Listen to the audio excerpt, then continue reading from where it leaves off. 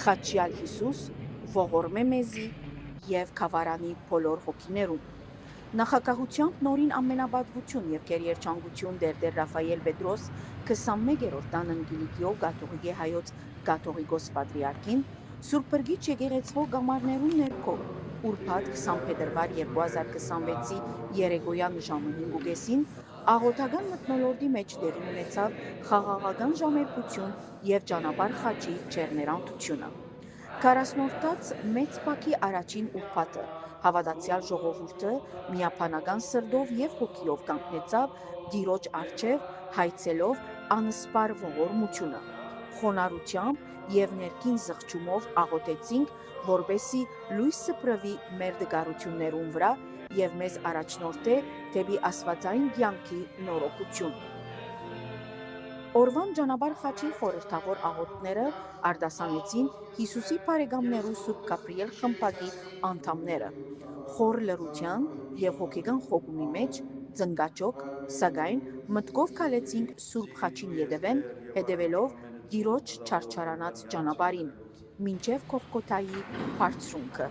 ուր սերը հաղթեց մահվան։ Ճանապարհ խաչի ջեռներանդության 13-րդ կայանին ետք ամենապատիվ հոգևոր Տերը իր հայրապետական պատգամով հրավիրեց ներկաները վերանորոգելու իրենց ուխտը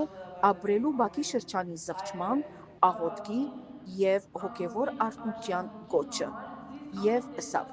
Անունով և Որդու և Որդու Սրբոներ։ Սերելի քույրեր և եղբայրներ, 40-րդ բակի այս սրբազան շրջանին յուրաքանչյուր հավատացյալ կոչված է ինքն իրեն հարցնելու. ով եմ ես Քրիստոսի դիմաց։ Այս հարցումը ներքին արթնության և ճշմարտության որոնման սկիզբն է։ Հիսուս Քրիստոս մեզի համար չարչարվեցավ, խաչվեցավ և իր անարատ արյամբ կնքեց մարդկության փրկությունը։ Անլռությամբ կանգնեցավ թագավորներու առջև, չփնտրելով երկրային արդարացում,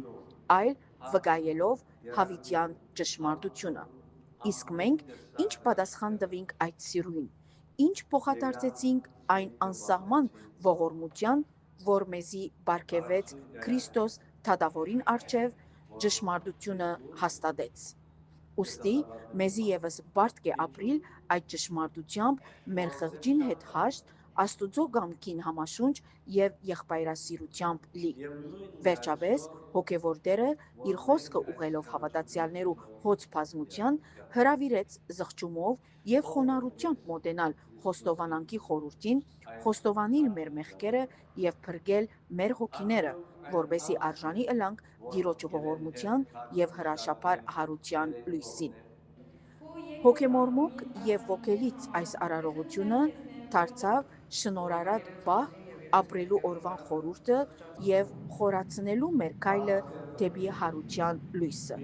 Ավարտին հիշատակի լուսանկարով համախմբվեցան Սուրբ Մեսրոպի սկաուտները և Հիսուսի բարեկամները, վկայելով միասնական հավատքի գեղեցիկ արտահայտություն։